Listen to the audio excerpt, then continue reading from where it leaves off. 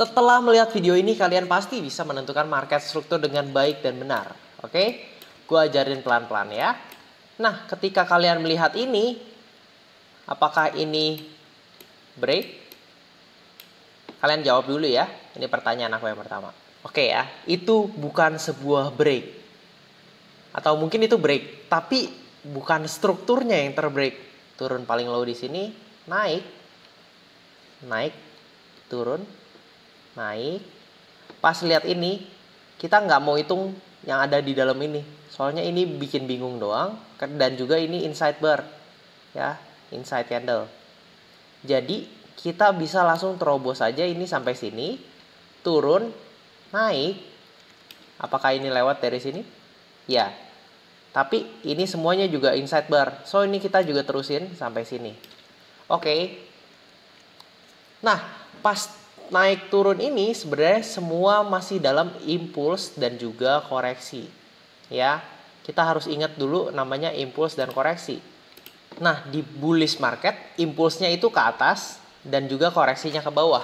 Ketika kita udah ambil koreksi ini namanya structural pullback.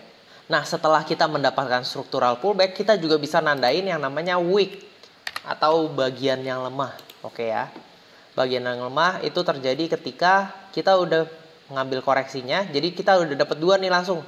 Setelah kita ambil koreksi, kita langsung dapat dua. Pertama wick, itu yang paling atas di sini.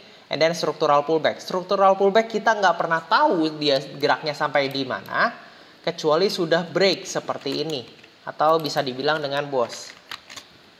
Nah, setelah boss ini, baru kita bisa menentukan yang namanya strongnya. Strongnya itu yang di paling bawah ya. Ini adalah strong. Jadi kita ada 4 ya. Impuls, koreksi, impuls lagi. Dan setelah koreksinya terambil, kita bisa nandain satu. Wick-nya di sini. Terus ini structural pullback-nya kita nggak tahu sampai mana. Dan kita bisa tahu structural pullback sudah selesai itu ketika kita udah dapat boss. Oke? Ketika kita udah dapat boss, kita bisa tandain yang namanya strong. Terus kita lanjut, kita bisa nandain sekali lagi yang namanya wick itu ketika kita sudah ambil koreksi atau IDM ya. Biasa gue tulis IDM sebagai koreksi. And then ini yang dinamakan wick.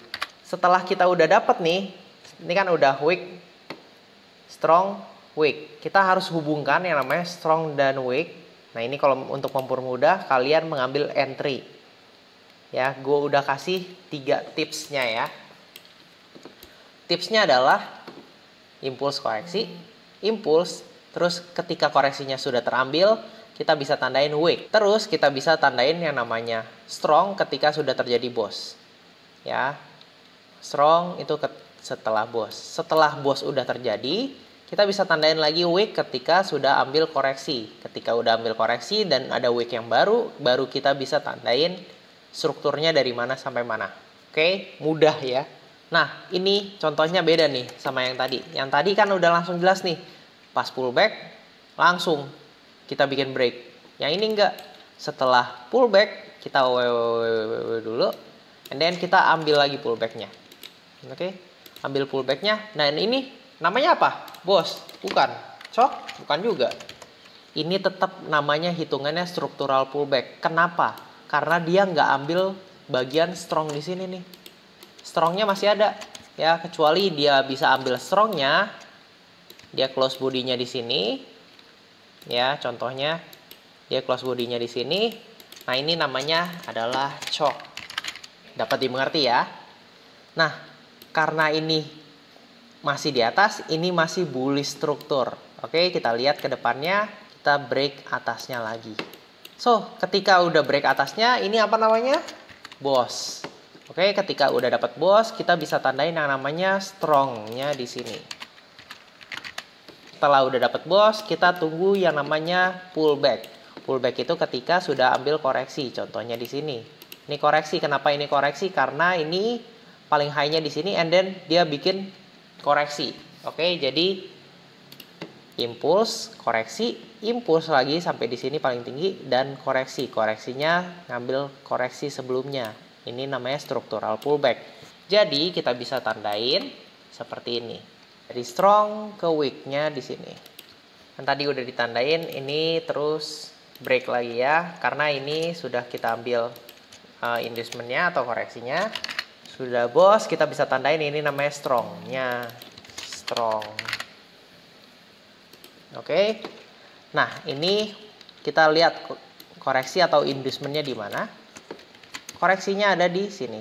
Setelah kita udah ambil koreksinya, ini kita bisa tandain sebagai weaknya. Udah ya? Dan ini semua adalah struktural pullback-nya. Tapi ini beda kasus nih. Karena strongnya terambil. So ini adalah shock. Ketika ini udah bikin shock, ini kita ganti strongnya. Karena dia bisa bikin boss lagi sebenarnya. Ya kan? Shock, boss sebenarnya sama aja. Gue bahkan biasanya tandain ini sebagai bos aja gitu ya, biar nggak pusing. Yang penting kita tahu nih strongnya di sini. Dan setelah kita tahu strongnya, kita butuh yang namanya weaknya supaya kita bisa nandain. Nih kita lihat, ini untuk inducementnya. So ketika udah ambil inducement atau koreksi, kita baru bisa tandain dari sini strong sampai ke weaknya. Weaknya itu adalah yang tarik, yang ambil koreksi ya. And then setelah kita dapat struktural pullback, kita break lagi. So ini adalah boss. Kita boss, kita dapat yang namanya strong. Oke, strong. And then ini adalah inducementnya juga. Kenapa? Karena dia bikin pullback di sini ya. Turun, naik, turun. Seperti itu. Turun, naik, turun. And then dia break, tapi nggak dengan close body. So ini namanya sweep. Ketika sweep, trennya tidak berubah ya, strongnya masih tetap dan ini juga masih weak di sini ya, masih weaknya. Nah, weaknya kan udah terambil, so artinya liquidity-nya pindah ke sini, ya mudah ya. Ketika pindah di sini, so kita bisa tandain seperti ini, dari strong ke weak ya. Dan dia break di sini.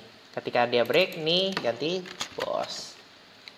Ketika bos, kita bisa tandain paling tinggi sebelum bos. Sini, ini adalah strongnya. Ketika udah bos, kita harus tandain namanya IDM. Inducement ada di sini.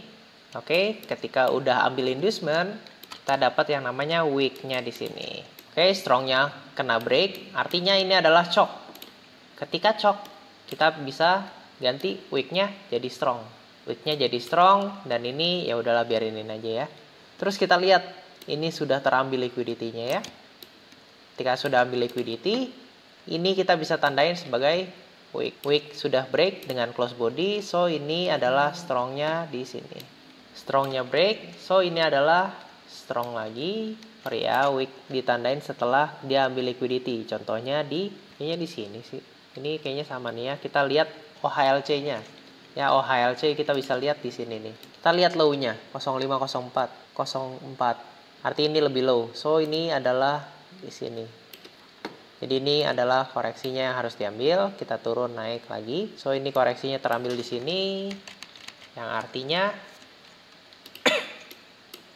weaknya adalah di sini.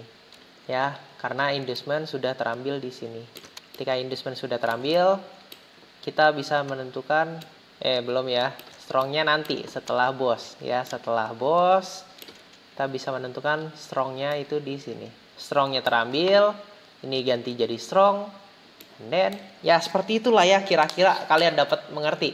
Kalau misalnya ini masih kurang contohnya, nanti di video mendatang gue akan bikin video lebih banyak lagi soal struktur, market struktur ya. So secara singkat aja, kita harus tahu yang namanya impuls dan juga koreksi.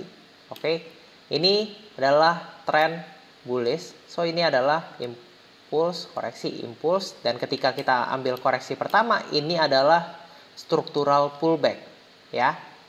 Structural pullback kita nggak tahu sampai di mana, tapi yang kita udah dapat adalah di sini adalah weaknya, dan juga ya ini structural pullbacknya, gitu ya. Ketika kita udah dapat weaknya, dan juga ini kita dapat dengan close body, ini adalah strongnya. Oke, yang di sini adalah strongnya karena dia bisa lead to boss. Karena dia udah bikin boss, kita butuh sekali lagi yang namanya weaknya. Gimana cara cari weak? Dengan ngambil koreksi. ya, impuls, koreksi, impuls di sini. So ini koreksi terakhirnya untuk diambil. Ketika ini udah diambil, ini adalah wick-nya. Ini turun. Kita nggak tahu sampai di mana. And then dia nge-wick di sini lagi.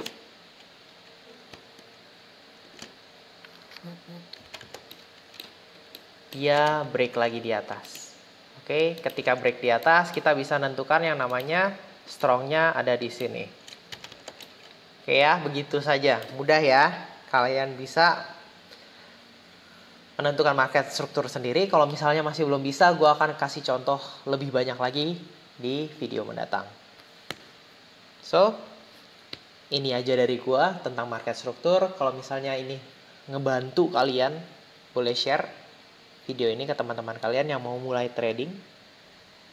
Dan like videonya ya. Oke, thank you. Itu aja dari gue sign out.